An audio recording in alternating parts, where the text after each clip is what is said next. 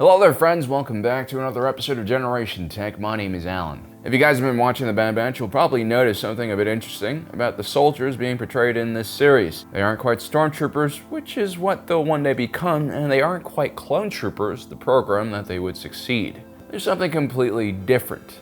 TK Troopers. I have a lot of criticisms about Emperor Palpatine's military policies post-rise of the New Order. The replacement of the Grand Army of the Republic, not only the clones, but also many of the different starfighters, capital ships, ground vehicles this military force used, seemed kind of wasteful. Look, I know Emperor Palpatine was facing a very difficult situation. The period after any war is never easy because you're talking about 4 years of instability and, a lot of violence and devastation. This is not a good environment for businesses to be built, for industries to flourish. And so what Palpatine really needed was something to boost the economy and bring things back into order. And so by boosting this kind of military-first political order, Palpatine was hoping that increased military spending could actually bring the economy out of the recession that it suffered for 4 years. But seeing just decades-old Venator-class Star Destroyers being ripped apart on Braca is hard to stomach,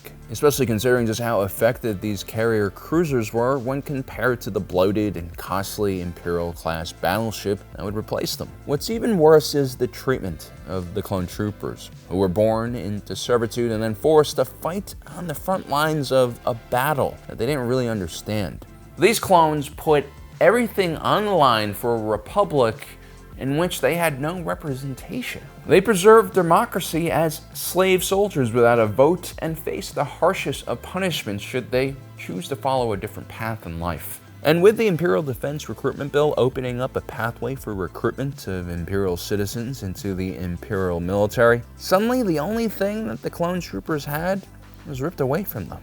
Their service. I mean, despite all the neglect, the terrible treatment that they endured, the clones at least had each other and the causes they fought for. Removing these clones from active duty while they still had fight in them was not only a waste for the Empire, but also extremely cruel to these soldiers who knew nothing else. If you take a look at the temperament of clone officers like Captain Hauser, for instance, he made the perfect peacekeeping officer. Hauser understood and had respect for the local Twi'lek people. He personally fought alongside Cham Syndulla and was trusted by the revolutionary leader. Captain Hauser wanted his men to show restraint and respect when dealing with the Twi'lek people. And this is what really helped keep the peace. Occupations, peacekeeping operations, whatever you want to call them, they really do depend on winning over the hearts and minds of the local populace. I know I sound like a CIA case officer trying to convince some grunts to hand out candy to kids, in Fallujah or Da Nang, but this is the truth. I mean, it's one thing to send clone troopers headfirst at an army of separatist droids. As dangerous and kinetic as that encounter might be, at least things are relatively black and white. Kill or be killed. There are no restraints to what kind of aggression or weapons you need to use in these situations, and in a way this makes things a little bit easier. No, an occupation force has to be like a scalpel. They can't just go around causing collateral damage and turning civilians into revolutionaries, which is what the Empire kind of did later on in the Galactic Civil War.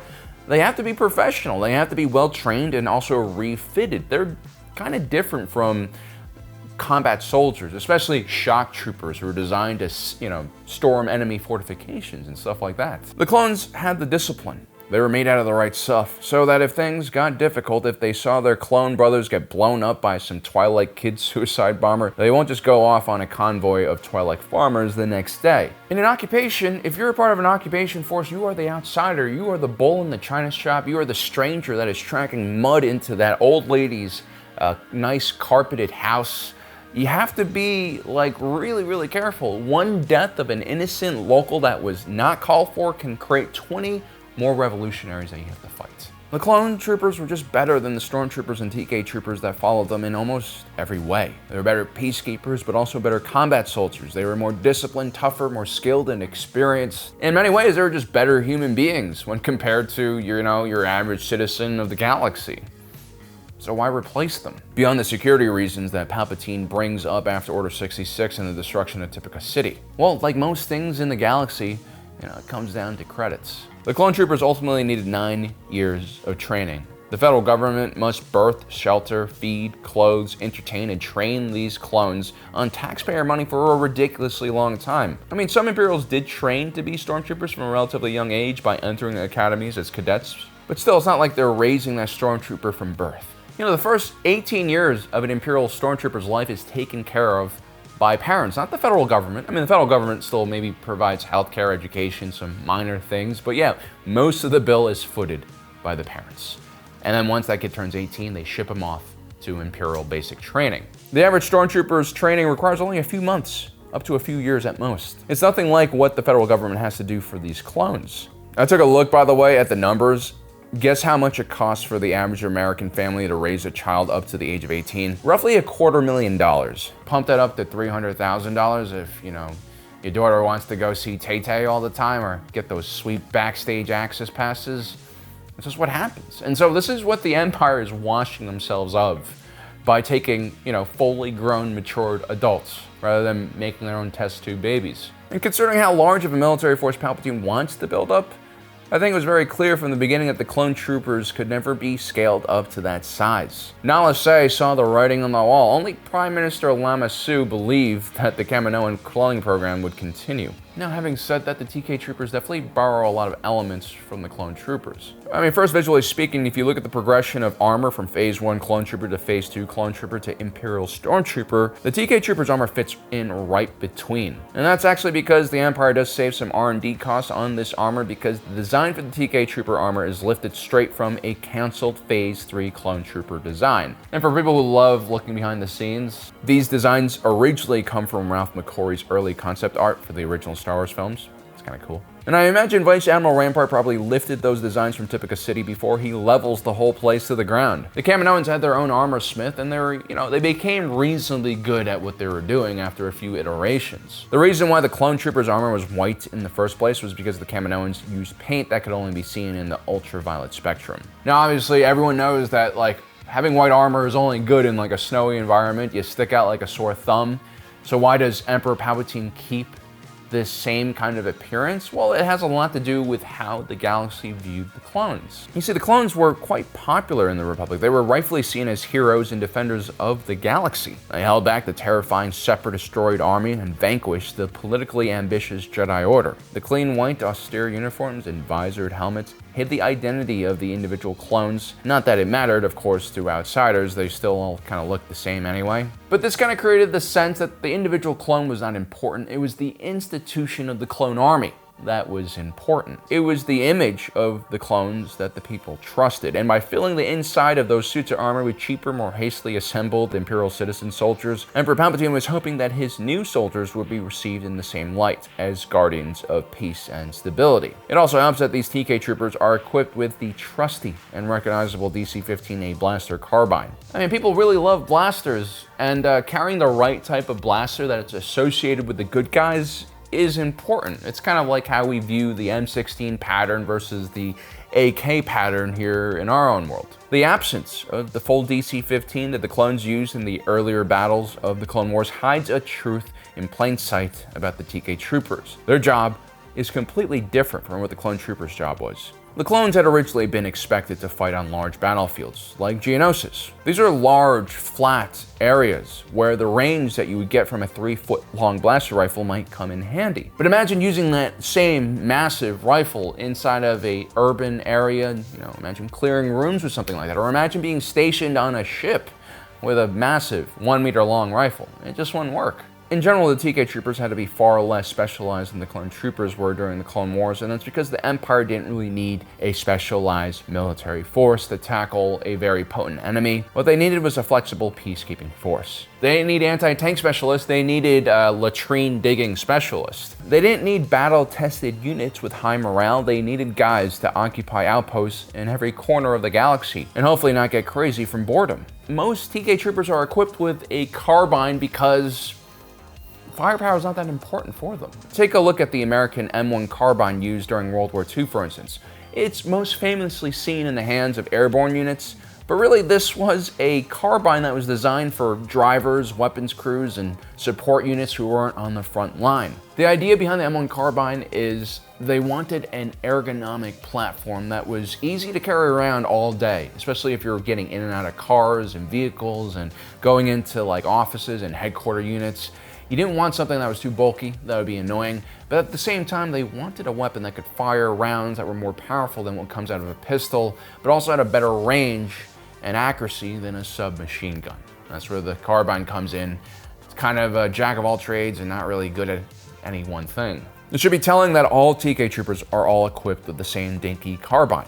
There are no heavy weapon specialists, support units, not even engineers or comms guys. I mean, what happens if these TK troopers have to engage enemy combatants that are like miles away?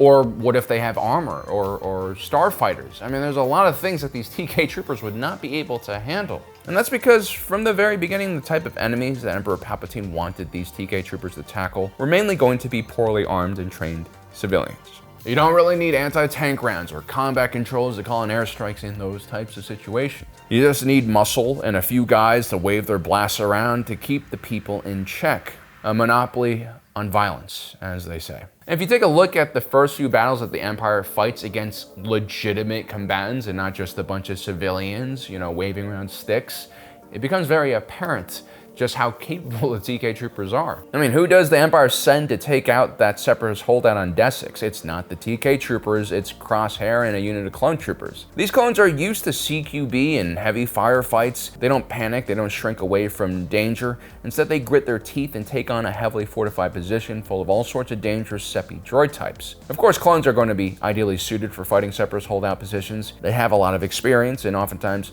knowing what weapons to use against different droid types is the difference between life and death. But as you'll see, the Empire uses the clones against everyone, not just Separatist holdouts with droids. And on Desix, it's only after the clones clear out all the combatants that the TK troopers would arrive as a garrison force, and their first mission is what? To begin arresting local civilians. Both groups of soldiers dress like shock troopers here, but only the clones are actually capable of assaulting heavily defended objectives that are protected by motivated defenders. It's not just their equipment, but also their mentality and training. Then we have the Outpost episode where Crosshair journeys to the Imperial Depot in Barton 4. The entire clone unit there had been whittled down to just 3 clones. There were unrelenting attacks from local guerrilla forces, and the Empire had refused to adequately reinforce the clones there with new troops and equipment. And when reinforcements arrive in the form of a squad of TK troopers and clone troopers, it's the clones who are once again forced to go out on the hunt and destroy the enemy forces. What's even worse is we find out that the clones on this outpost were protecting shipments